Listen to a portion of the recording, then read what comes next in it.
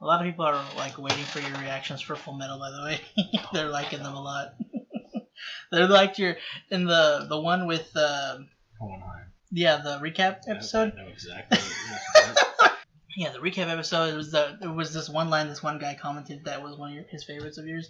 He said it was you saying, "Never have I seen a recap episode that's given me more questions than answers." Dude, right? But sounds like something I would say. I did say it. Wait, what? He said his favorite quote of yours. Oh, Jesus, dude. I did. Right. Well, yeah, I was like, wow, that guy sounds pretty. Yeah, it sounds like something I would say. That's what it was. He was quoting me. Yeah. Hey guys, welcome back to Frenemies. I'm Ian. I'm Cletus Thornberry. And we are here for another episode of Fullmetal Alchemist Brotherhood. So last episode, we dealt with the aftermath of Father... No, wait, was that the last episode? Yeah, with Father... Thing. No, last time was the war. That's right, sorry. Huh. That was this before. Ed went to Hawkeye to give her gun back, and we learned more about the war, like what happened there. We got a little bit more insight about Kimblee. We saw Roy talking to her dad before he passed away, talking about learning, the fire alchemy that he uses now, and seeing his work, her dad's work, tattooed onto her back, and then we see her scar on her back now in the present time. I wonder how she got that scar. Well, I can't tell you that. So they at least go into it? Well, yeah. I'm just saying, they're not going to leave that going. They're not going to just show a huge... They really literally focused on the burn. Yeah, no, I know. Watch from the shower. Was it Roy accidentally? No. Blew it up trying to learn it? No. It'll learn. Yeah, that's fair, but I don't... I mean, he was a skilled alchemist by that point already, though. That's why he's saying... Well, yeah, but, I mean... Doesn't necessarily mean... That's true. Yeah, you got a point. You got a point. Well, you were asking also about last episode that why they imprisoned Kimblee when they are the ones that gave him the stone in the first place, and if he still has it or not. Oh yeah, that, and then we show that one of the Ishvalan leaders tried to surrender himself for the people, and Bradley wasn't having anything to do with him for that. So that was kind of Hughes and Roy's first look at, or one of the, probably not the first look, but like just showing them really seeing the Fuhrer, and just like they really did not like how he was running things, and they want to change things, and in doing so, that's going to probably affect our people negatively, or at least the ones that were in the war, and turn them from heroes into more villains, seen as monsters, and probably charge them and put them in prison for what they did. There's so many things going on at once. Dude, I love... I know we just finished watching The Dragonmans, but this is just such a good show. I love the way it's written. Yeah. Just like and how there's a bunch of story arcs that go on at once a lot of times, and they don't really matter because it's all Hohenheim. No, I was gonna say they don't leave anything hanging. Like eventually, everything does come to a satisfying conclusion and such. So I love the way it's written. What episode are we on? We're on 31. Huh. We're actually about almost halfway there. Nice. I cannot wait. Do you not want to watch anymore? How dare you? Okay, we'll start in this episode. There have been so many times in this stupid show that I've been like, I'm done, and then it's just like, but.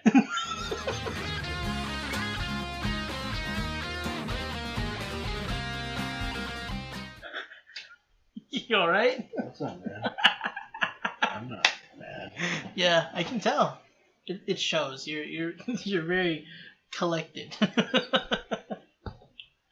Okay. So, your thoughts? Oh, it's not bad. Anything else? No, that's about it. That's about it? Alright. Release Kimblee. Yeah. And give him a Philosopher's Stone. Yeah, so he now has 2 stones. Whatever, dude! They use, I don't know who they used to make this one, but yeah, it's a very different looking. The people in his village. Well, it doesn't take a whole whose village? Marco's village? Marco's village? Mm-hmm. Oof. Alright, well, I completely forgot about that. That's not good. They said that his helpers, so I'm guessing that may. Well, it might not be the whole village. It might be the doctors that he used to make when he was making the first one. Don't you need quite a few? Not to make well, you need a few to make a stone, but you don't need like a whole city. You need like, I think whenever they made the first stone that they gave Kimblee was like six to a dozen. Oh, dude, they could pump them out, no problem. That's probably what they did when the whole Fallen thing. Anyway, no, but yeah, but what do you think about them releasing Kimblee? Dude, he's so cool.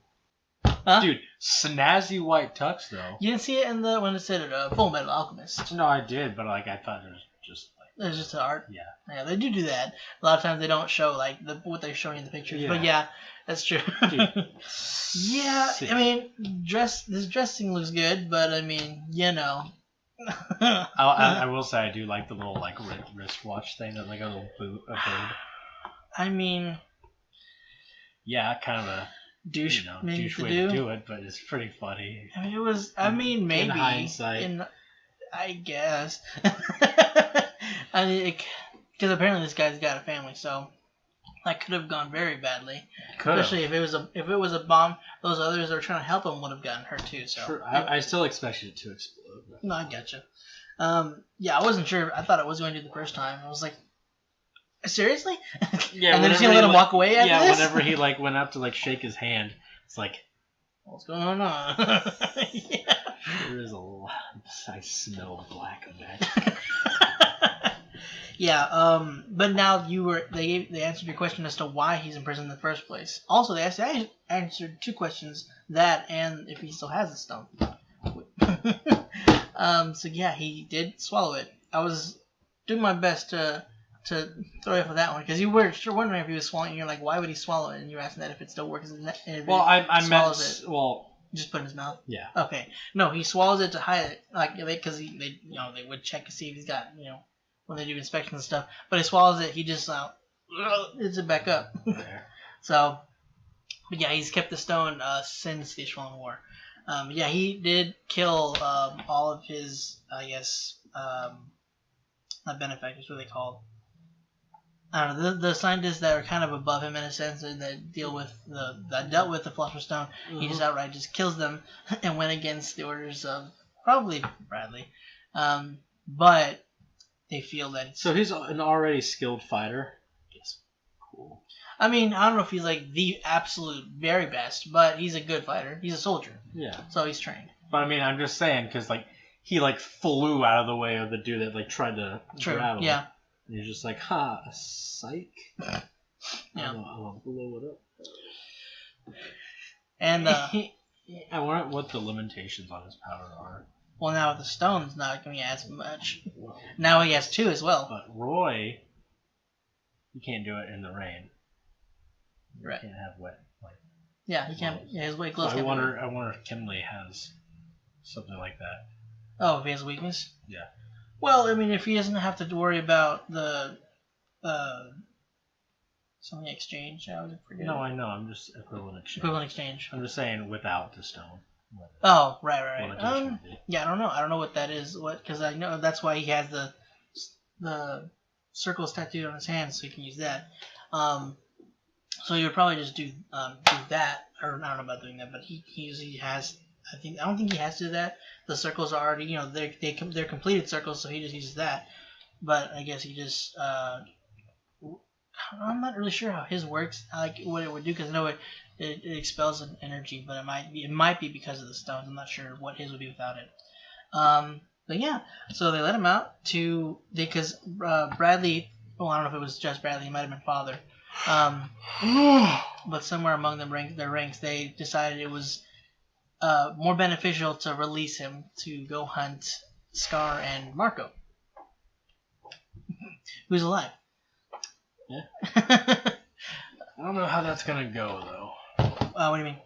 Scar against Kimblee. Kimblee? Yeah, because he knows who killed his brother. He saw him. Yeah. So, yeah, that would be interesting to see. But Scar's also put on a couple of pounds since Kimblee last saw him. So. Yeah, he's lifted a couple weights every now and then. You know, it's actual chest muscle. Yeah, he's like Dig. He's a walking bicep. I swear to God.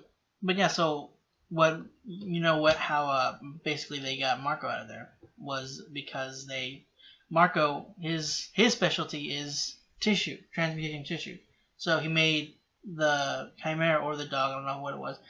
He transmuted it to make it look like the Chimera. He transmuted it to look like his body, just without the head, and they killed it. So, yeah.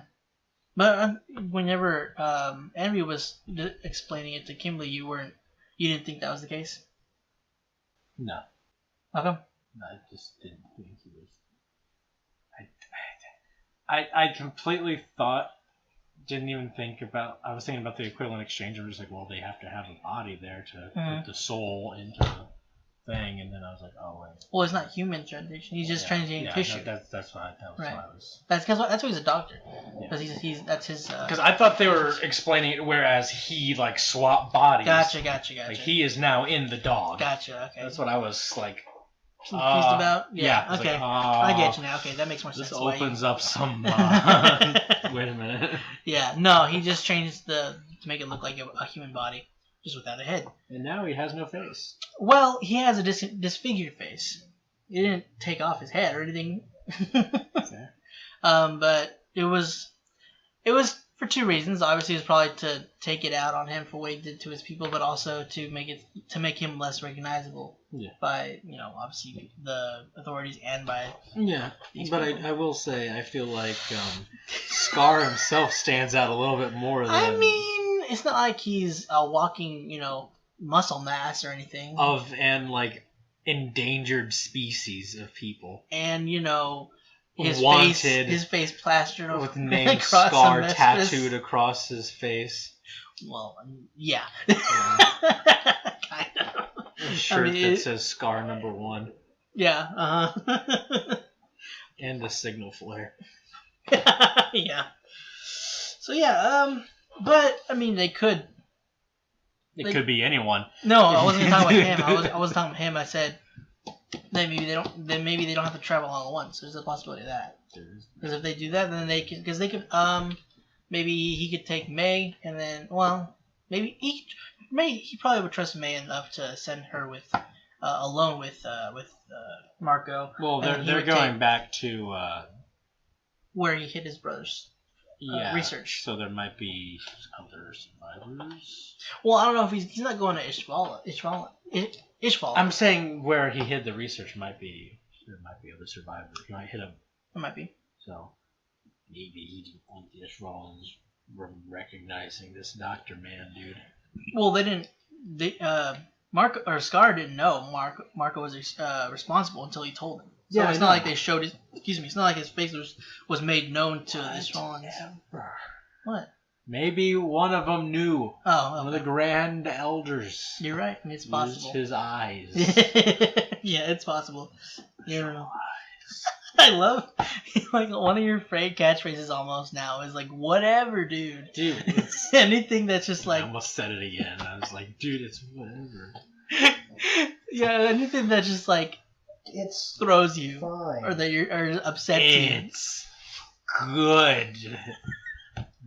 Whether it upsets you or you're just like, excuse me, you're just like, it's whatever, dude. Because it is. It's like, whatever. Like, what am I going to do about this? Yeah, exactly. It's just like, oh, well, sure.